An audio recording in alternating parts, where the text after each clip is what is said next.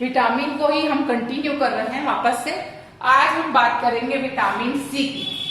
Vitamin C में अब क्या हो रहा है, विटामिन बी के बाद विटामिन सी में आ रहे हैं हम C6H8O6 नॉर्मल कार्बन, हाइड्रोजन और ऑक्सीजन के, वो है एस्कॉर्बिक अम्ल के नाम से जाना जाता है। ये भी वाटर सॉल्युबल विटामिन है। इसके रिच्ड सोर्स क्या क्या है समझ लीजिए।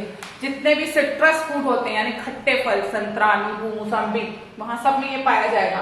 आंवला, सबसे ज्यादा विटामिन सी जिसमें पाया जाता है वो फल आंवला है। हरे पत्ते वाली सब्जियों में भी बहुत अधिक विटामिन सी पाया जाता है।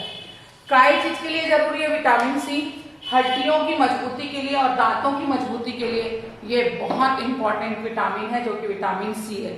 ठीक है, विटामिन सी जितने सिट्रस फ्रूट यानी खट्टे फल होंगे वहां मिलेगा, और जिसका सबसे एनरिच्ड सोर्स है आंवला।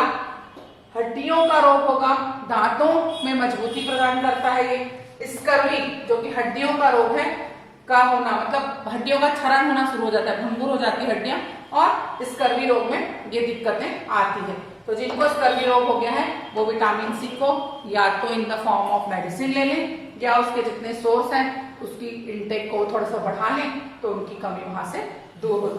विटामिन डी ये नेचुरल विटामिन है, आप जानते हैं इसका सोर्स सूर्य है। हम बहुत बार सुनते हैं कि विटामिन डी लेने के लिए धूप में बैठिए, धूप में करिए। विटामिन डी बॉडी का मोस्ट इंपॉर्टेंट फैक्टर है जो बोन्स के लिए आवश्यक है। इसका सामान्य, ये फैट सॉल्युबल होगा, वसा में घुलेगा। इसका सामान्य सूत्र है C28H44O। इसको कैल्सीफेरॉल के नाम से जानते हैं। कैल्सीफेरॉल क्यों भाई? क्योंकि कैल्शियम की कमी को पूरा करने वाला है। सूर्य के प्रकाश, इसका एनरिच्ड सोर्स जो है मछली का अंडा, और वही अंडे का योग, पीतक मतलब अंडे का योग, तो सनलाइट से मिल जाएगा, फिश से मिल जाएगा, और अंडे के योग से ये विटामिन डी मिल जाएगा। नॉन वेजिटेरियन तो ये खा लेंगे, वेजिटेरियन को सनलाइट ही लेना पड़ेगा। आज की डेट में 30 के बाद बोला जाता था कि 30 के बाद बोन का कैल्सिफिकेशन, डी कैल्सिफिकेशन शुरू हो जाता है। विटामिन डी लीजिए, कैल्शियम के टैबलेट लीजिए, और विटामिन डी की कमी आजकल होती है तो बहुत सारे सिरप, इंजेक्शन ये वो सब लगते हैं। लेकिन आजकल कम उम्र में भी ये प्रॉब्लम होने लगी है। तो हड्डियों को यदि मजबूत रखना है, कैल्शियम और फास्फोरस के उपापचय को सही रखना है, तो विटामिन डी की जरूरी है बहुत ज्यादा। अगर ये कमी हुआ तो इससे रिकेट्स और ऑस्टियोमेलेसिस, हड्डियों के रोग है ये दोनों, रिकेट्स और ऑस्टियोमेलेसिस नामक रोग हो जाता है। तो इन रोगों से बचना है तो आप विटामिन डी को कंटिन्यू लेते रहिए और उनकी कमी को अपने शरीर में पूरा करते रहिए। अन्यथा विटामिन डी की जैसे ही डेफिशिएंसी होती है, एक तो ये फैट सोल्यूबल है तो इसका इंजेक्शन लगना भी बहुत दिक्कत करता है। नॉर्मली इसका इंजेक्शन इतनी आसानी से नहीं लगा जा सकते, और आजकल तो इंजेक्शन को नॉर्मली बंद ही कर दिए हैं। सीधे सीधे सस्पेंशन दे देते हैं, सोल्यूशन कि भाई इसका 48 बोतल पियो, इसका 50 बोतल पियो, और अपनी बॉडी में कैल्शियम को प्रॉपर रखो। तो आपको यदि अपनी बॉडी में कैल्शियम को प्रॉपर रखना है तो आप रोज 15 मिनट, 10 मिनट, 20 मिनट जितना आप सहन कर सकते हैं मॉर्निंग की सनलाइट लीजिए, तो विटामिन डी की कमी आपके शरीर में अपने आप पूरी हो जाएगी। विटामिन ई ये भी फैट सॉल्युबल है, ए, डी, ई और के।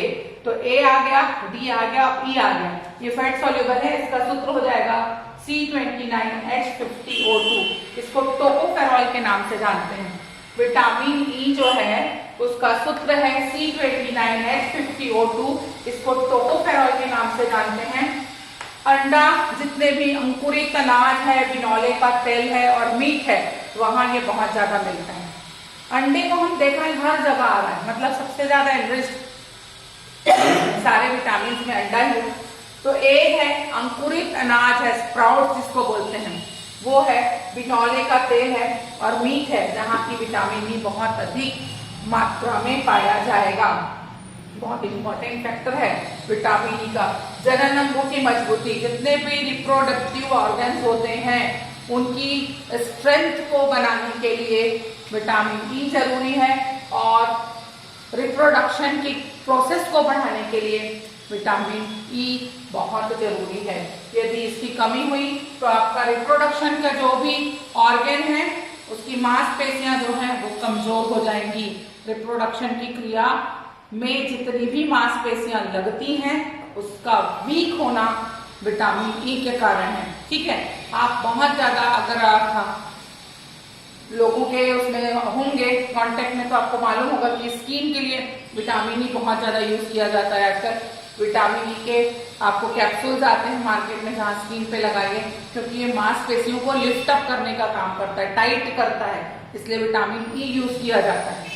अब लास्ट विटामिन की बात कर रहे हैं जो फिर उससे फैट सॉल्युबल है, जो कि विटामिन के है, जिसका सूत्र है C37H46O2।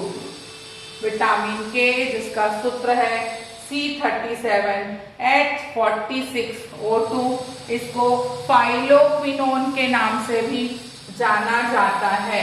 इसे हम फाइलोक्विनोन के नाम से भी जानते हैं। गाजर, अंडा, गोभी और टमाटर इसके एनरिच्ड सोर्स है विटामिन के। उसमें फिर से आ गया कैरेट, गाजर, अंडा फिर से आया, गोभी है ना, कॉलीफ्लावर जितने भी हैं और टोमेटो, ये सारे के सारे विटामिन ई के एनरिच्ड सोर्स हैं। यकृत में प्रोथ्रोम्बिन बनने में सहायक होता है। जो हमारा यकृत मतलब हमारा लीवर में ब्लड क्लॉटिंग के लिए एक एंजाइम पाया जाता है जिसको हम प्रोथ्रोम्बिन कहते हैं। अगर ये नहीं होगा तो लिवर सिरोसिस हो जाता है और उसके बाद लाइफ बहुत डेंजर जोन में चली जाती है। ये ब्लड हेमरेज, थक्का बनने के लिए समय में वृद्धि करता है। यदि आपकी बॉडी में ब्लड क्लॉटिंग को बढ़ाना है तो ये सबसे इंपॉर्टेंट चीज है, वो है विटामिन के। जिसके बॉडी का विटामिन के सही रहेगा वो उसका रक्त बहुत तेजी से नहीं बहेगा, उसकी क्लॉटिंग जल्दी से हो जाएगी।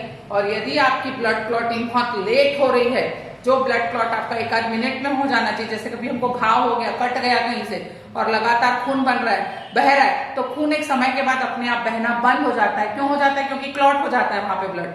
और यदि वो ब्लड क्लॉटिंग नहीं रुकी तो आपकी ब्लीडिंग ओवर हो जाएगी और ओवर एक्सेसिव ब्लीडिंग से इंसान की डेथ हो सकती है। इसलिए ये लीवर में बहुत इंपॉर्टेंट फंक्शन प्ले करता है। और हेमरेज वगैरह जितने भी ब्रेन हेमरेज हो, हेमरेज का मतलब ही होता है कि ब्लड का क्या हो जाना, रिसाव हो जाना, और उससे फिर इंसान की मौत हो जाती है। वो किसी भी ऑर्गन में हो सकता है, बॉडी के किसी भी ऑर्गन में हेमरेज का प्रोसेस हो सकता है, ब्रेन में हो सकता है, लीवर में हो सकता है, कहीं भी हो सकता है।